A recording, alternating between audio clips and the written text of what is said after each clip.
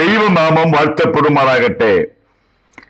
യേശുക്രിസ്തുവിന്റെ വീണ്ടും വരവും പ്രവചന പഠനമെന്ന 212 ഭാഗത്തേക്ക് ഏവരെയും പ്രാർത്ഥനയോടെ ക്ഷണിച്ചുകൊണ്ട്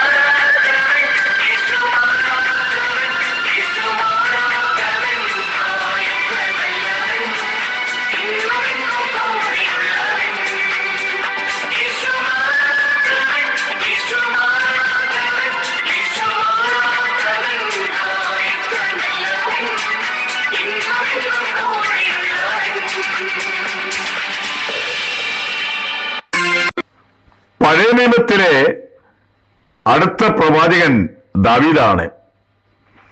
ദാവീദിന് പല കൃപാവരങ്ങളും അതുമാത്രമല്ല പദവികളും ഉള്ള ഒരു അറിയപ്പെട്ടതായ പഴയ നിയമത്തിലെ ചുരുക്കം പറഞ്ഞാൽ ദാവീദിനെ പറ്റി പ്രസംഗിക്കാത്ത ഒരാളുമില്ല. അത്ര അറിയപ്പെട്ട ഒരാള് ദാവീദ്.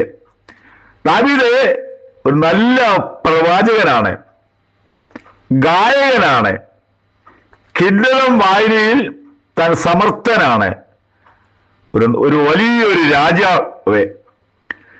150 സങ്കീർത്തനങ്ങളിൽ 75 സങ്കീർത്തനവും ദാവീദ് എഴുതിയതാണ്. ദാവീദിന്റെ സങ്കീർത്തനത്തിലെ ഭൂരിഭാഗവും മശിയ സങ്കീർത്തനമാണ്. യേശുക്രിസ്തുവിന്റെ കഷ്ടാനുഭവത്തെ പറ്റി 1000 വർഷങ്ങൾക്ക് മുമ്പേ ദാവീദ് 22 സങ്കീർത്തനം ചമച്ചു. അതിനകത്ത് തന്റെ കഷ്ടപ്പാടുകൾ ഒരു നല്ലൊരു ഭാഗം അവിടെ രേഖപ്പെടുത്തിയിട്ടുണ്ട്. അവിടെ തുടങ്ങുന്നത് എന്റെ ദൈവമേ, എന്റെ ദൈവമേ, നീ എന്നെ കൈവിട്ടതെന്ത്? യേശുക്രിസ്തു ക്രൂശിൽ കിടന്ന് നിലവിളിച്ചതായ ഒരു ഭാഗമാണ് നീ എന്നെ കൈവിട്ടതെന്ത്. ദാവീദ് ഒരു നല്ല ഒരു പ്രവാചകൻ കൂടെയായിരുന്നു. ദാവീദ് ഇസ്രായേലിൽ 40 വർഷം ഭരിച്ചു. തന്റെ 30ാമത്തെ വയസ്സിലാണ് രാജാവാകുന്നത്. അതിനു മുമ്പേ രാജാവായിട്ട് അഭിഷേകം ചെയ്തു എങ്കിലും ശൗലിന്റെ മരണത്തിന് ശേഷമാണ് താൻ രാജാവായി തീർന്നിരിക്കുന്നത്. 40 വർഷം താൻ ഭരിച്ചു. 2 ശമൂവേൽ 5-ാം അധ്യായത്തിന് 4-ാമത്തെ വാക്യം. ദാവീദിന്റെ ജീവിതത്തിലെ 2 ഭാഗങ്ങൾ, ഒരുപാട് കഷ്ടതയുടെ ഭാഗങ്ങളുണ്ട്. 2 ഭാഗങ്ങൾ.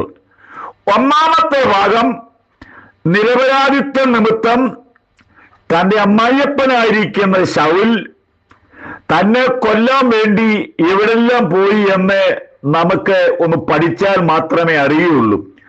ഒരല്പസമയം കൊണ്ട് എനിക്ക് മുഴുവൻ വിവരിക്കാനായിട്ട് പറ്റിയല്ലോ.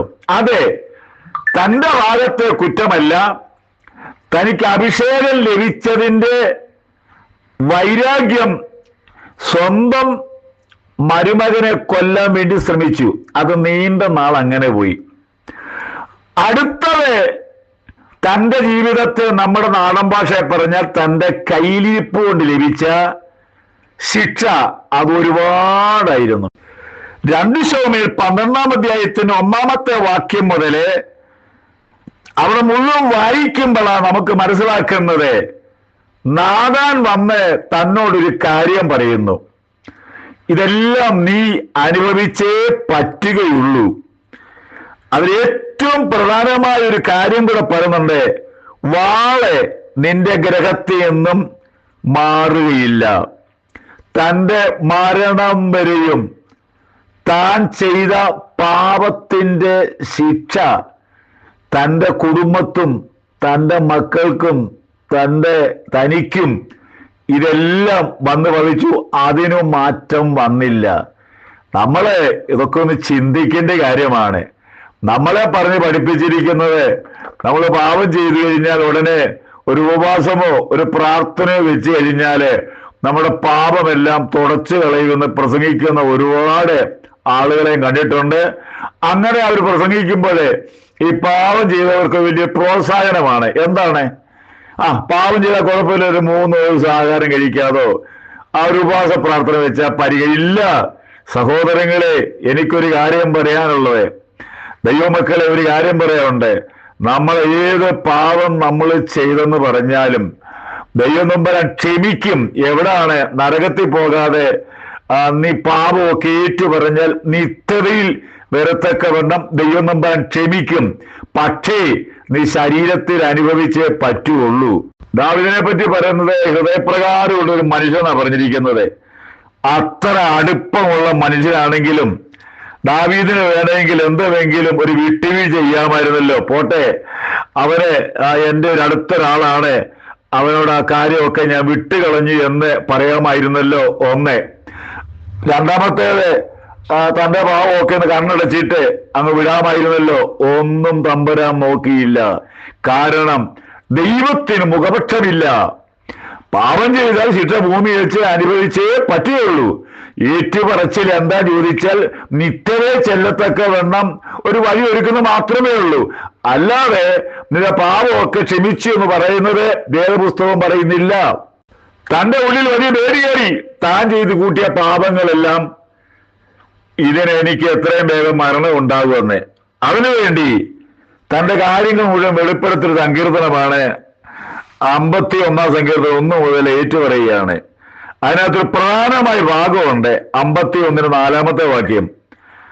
നിന്നോടാണ് ഞാൻ പാപം ചെയ്യുന്നത്. എന്നൊരു ഒരു കാര്യം മനസ്സിലാക്കണം. നമ്മളെ ഇവിടെ ആരോടെങ്കിലും പ്രചരണം ഉണ്ടായിക്കഴിഞ്ഞാൽ ആളിനോടല്ല, ദൈവത്തോടത്രേ. നമ്മുടെ സഭായോഗങ്ങളിലൊക്കെ എന്തെങ്കിലും പ്രശ്നം ഉണ്ടായിക്കഴിഞ്ഞാൽ ആ സഭാവിശ്വാസികളോട്, സഭയോടെ അല്ല, ദൈവത്തോടാണ്. എന്നൊരു കാര്യം മനസ്സിലാക്കിയേ പറ്റുള്ളൂ.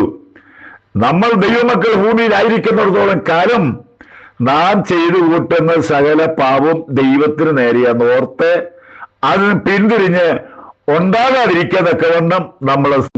ദാവീദിന്റെ ജീവിതത്തിൽ ഒരു ആഗ്രഹം ഉണ്ടായിരുന്നു, ഒരു ദൈവാലയം പണിയാൻ വേണ്ടി. താൻ അതിനുവേണ്ടി ചിന്തിച്ചപ്പോലെ പ്രവാചകന്മാരെന്ന് പറഞ്ഞു, ദാവീദേ, നിന്റെ കൈ രക്തം പുരണ്ട കൈയാണ്, അതുകൊണ്ട് രക്തം പുരണ്ടവനെ കൊണ്ട് എനിക്ക് ഒരു ആരാധനാലയം വേണ്ട. ഇതൊക്കെ നമ്മൾ മനസ്സിലാക്കേണ്ട കാര്യമാണ്. രക്തം പുരണ്ടവനെ കൊണ്ടുള്ള ആരാധനാലയം വേണ്ട. ഇനിയും ചിലടത്ത് പറയാറുണ്ട്, ഇന്നയാള് ഞങ്ങൾക്ക് ആരാധനാലയം വെച്ച് തന്നു എന്നൊക്കെ പറയും. അത് വളരെ ശ്രദ്ധിക്കേണ്ട കാര്യമാണ്.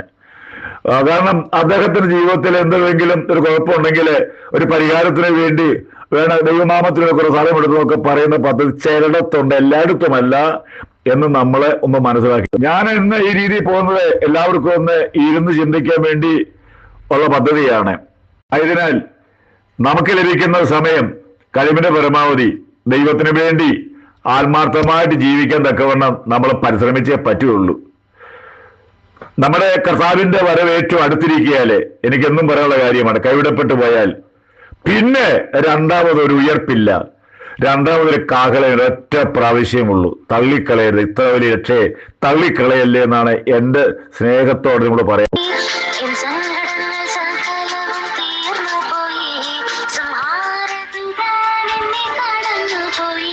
നമ്മുടെ കർത്താവിന്റെ വരവ് ഏറ്റവും അടുത്തിരിക്കിയാൽ ഭാരതത്തിനുകൊണ്ട് പ്രാർത്ഥിക്കുക.